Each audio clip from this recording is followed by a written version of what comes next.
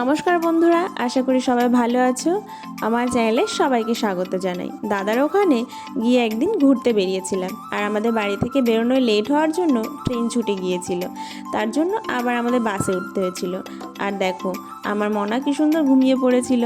আর বাসে উঠেছিলাম লুধিয়ানা থেকে জালন্ধর যাওয়ার জন্য। আর বাইরে কত সুন্দর লাগছিল দেখতে। বলতে বলতে জালন্ধর পৌঁছেও গিয়েছিলাম, কিন্তু বাস স্ট্যান্ডের কিছুটা আগেই আমরা নেমে গিয়েছিলাম, যার জন্য আমাদের অসুবিধা হয়েছিল। পরে আবার আমাদের অটোতে উঠতে হয়েছিল বাস স্ট্যান্ডে যাওয়ার জন্য, কারণ সেখান থেকে আমাদের বাসে আবার উঠতে হবে, কারণ আমরা তো ট্রেন পাইনি। আর দেখো, এই ফুলগুলো দেখতে খুব সুন্দর লাগছিল। তারপরে আমরা আবার বাসে উঠে গিয়েছিলাম। আমাদের যাওয়ার কথা ছিল দুটো জায়গায়, কিন্তু আমরা যেতে পারিনি। সেটা হলো ইন্ডিয়া আর পাকিস্তানের যে বর্ডার, সেখানে যেতে পারিনি, কারণ আমাদের লেট হয়ে গিয়েছিল। আর এই দেখো, এই জিনিসটা যে কি প্রথমে আমি বুঝতে পারছিলাম না, কিন্তু পরে মনে হলো কোনো রিসেপশন হল টাইপস হবে। আর বলতে বলতে তখন দাদা বলল, ঠিক আছে, সেখানে যখন যেতে পারছি না তাহলে আরেকটা জায়গায় যাই। আর তা মাঝখানে আমাদের বাসের চাকা পাংচার হয়ে গেছিলো, যার জন্য আমাদের আরও লেট হয়ে গিয়েছিল। তারপরে দাদা বলল, ঠিক আছে, এখানে একটা ছোট্ট রাম মন্দির আছে, চল সেখানে আগে যাই। তারপরে আবার সেখানে যাওয়ার জন্য চলে গেলাম। আর বলতে বলতে সেই মন্দিরে পৌঁছেও গেলাম। বাইরের থেকে মনে হচ্ছিল সেরকম হয়তো ভালো হবে না, কিন্তু ভেতরে গিয়ে পরে দেখি যে না, খুব সুন্দরই হবে। আর এই দেখো, এইটা হলো মহাকবি বাল্মীকির ভবন। আর সত্যি ভেতরটা খুবই সুন্দর, সেটা তোমরা পরে দেখতে পারবে। আর চারিপাশটা যেহেতু জল, আর মাঝখানটা এটা, সত্যিই দেখতে খুব সুন্দর লাগছিল। আর তোমরা কতটা কি বুঝতে পারবে আমি জানি না, কিন্তু আমার তো খুব ভালো লাগছিল, সবারই ভালো লেগেছে। আর এখানে যে বাল্মীকির মূর্তিটা আছে সেটা সোনা দিয়ে, যেটা আমার দাদা বলল। পরে বুঝতে পারলাম যে হ্যাঁ, সত্যি এটা সোনার। আর সত্যিই খুব সুন্দর লাগছিল। আর এই দেখো, কত সুন্দর মাছ জলের মধ্যে, অনেকগুলো মাছ ছিল। আর সত্যি খুব ভালো লাগছিল। আর এই জলের যে স্নিগ্ধ পরিবেশ, এটা তো রাত্রে আরও বেশি ভালো লাগবে। আমরা তো দিনে গিয়েছিলাম, কারণ আমাদের আরেকটা জায়গায় যাওয়ার কথা ছিল, আর সেখানে গিয়েওছি, সেটা পরে তোমরা দেখতে পারবে। আর সত্যি খুব সুন্দর লাগছে। আর ভিডিওটি যদি তোমাদের ভালো লেগে থাকে তাহলে একটা লাইক, কমেন্ট, শেয়ার করে দেবে। আর যদি আমার চ্যানেলটাকে পছন্দ হয়, ভিডিওগুলো ভালো লাগে, তাহলে অবশ্যই একটু সাবস্ক্রাইব করে দিও, কারণ তোমাদের ভালোবাসা থাকলে আমি অনেক ভিডিও করতে পারবো। আর এই ভিডিও করার উদ্দেশ্যই হলো সব কিছু আমার এক জায়গায় স্থগিত করে রাখা। আর বেশি বলবো না, তোমরা ভিডিওটি দেখতে থাকো। এরপরে আমি আরেকটা জায়গায় গিয়েছিলাম, এখানে অনেক কিছু দেখার আছে। সত্যি এই মন্দিরটাও খুব বড়, আর তোমরা দেখতে থাকো।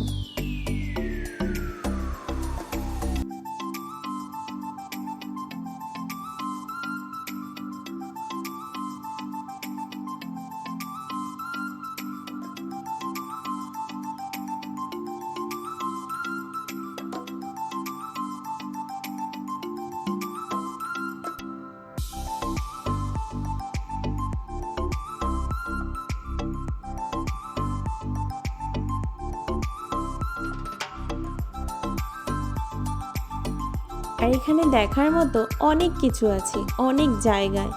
আর সময় নিয়ে যদি ঘোরা যায় তাহলে অনেক ভালোভাবে ঘোরা যায়, কিন্তু আমাদের দুটো জায়গায় যাওয়ার কথা, তাই সেই জন্য আমরা এটা তাড়াতাড়ি ঘুরে বেরিয়ে পড়েছিলাম, কারণ সেখানে যেতেও আরও একটু টাইম লাগবে।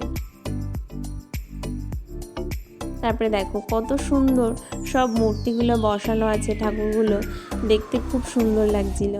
আর মানে অনেকটা বলে না রহস্যজনক, কারণ ভেতরটা অনেক জায়গায় অন্ধকার ছিল, তো ঢুকতে একটু ভয় করছিল, কারণ অন্ধকার ছিল।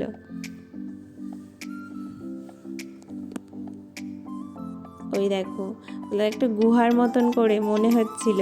আমার মা, বোন সবাই আগে গিয়েছিল, আমি পরে গিয়েছিলাম।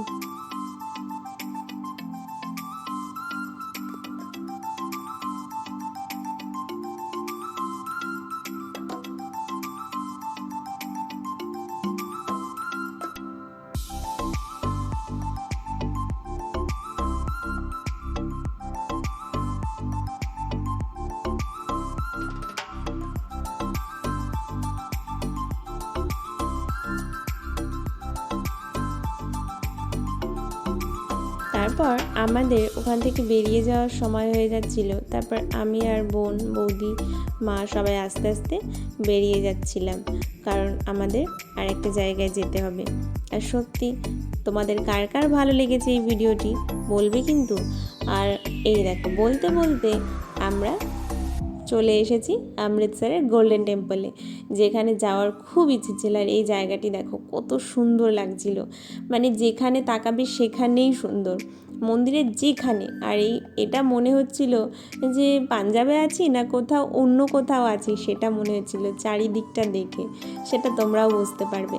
আর এখানে আমাদেরও একটু ঢুকতে লেট হয়েছিল, যেখানে আমাদের অমৃতসরের যে জালিয়ানওয়ালাবাগ হত্যাকাণ্ড হয়েছিল সেটা বন্ধ হয়ে গিয়েছিল, যার জন্য সেখানে যেতে পারিনি।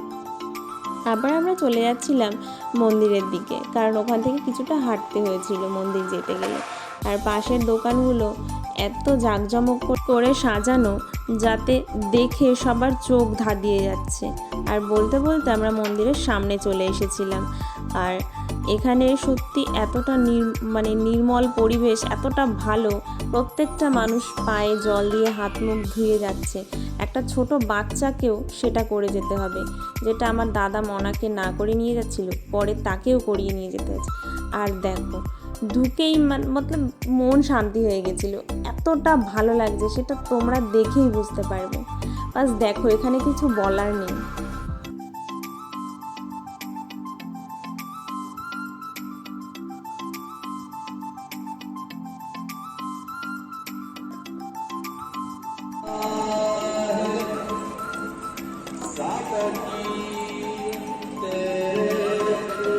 সবাই কি সুন্দর পাড় দিয়ে বসে আছে। এখানে যদি সারা রাত সারা দিনও তোমাকে বসে থাকতে বলে কেউ, তাতেও তোমার ভালো লাগবে, কারণ এতটা শান্তি আমি কোথাও গিয়ে পাইনি।